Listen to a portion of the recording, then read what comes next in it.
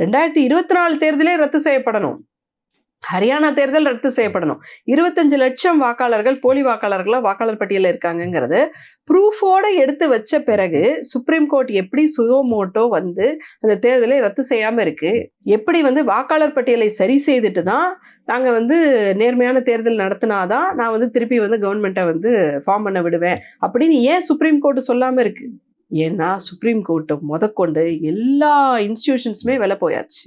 இப்ப மக்கள் நம்ம தான் டிமாண்ட் பண்ணணும். கிளீனான ஓட்டர் லிஸ்ட் இல்லாம நடக்கும் தேர்தல் நியாயமான தேர்தல் கிடையாது. விவிபேட் அத்தனையும் எண்ணக்கூடிய தேர்தல் தான் நியாயமான தேர்தல். சிசிடிவி ஃபுட்டேஜ் அத்தனையும் பப்ளிக்கா இம்மிடியட்டா அப்லோட் பண்ணணும். என்னுடைய பூத்துல யார் யாரு வாக்கு செலுத்தினாங்க அப்படிங்கறத ஒவ்வொரு குடிமகனும் பார்க்க முடியணும்.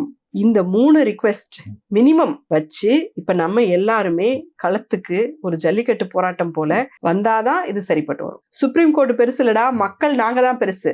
சுப்ரீம் கோர்ட்டை விட பெருசு யாரு? மக்கள். அரசாங்கத்தை விட பெருசு யாரு? மக்கள். தேர்தல் ஆணையத்தை விட பெருசு யாரு? மக்கள்.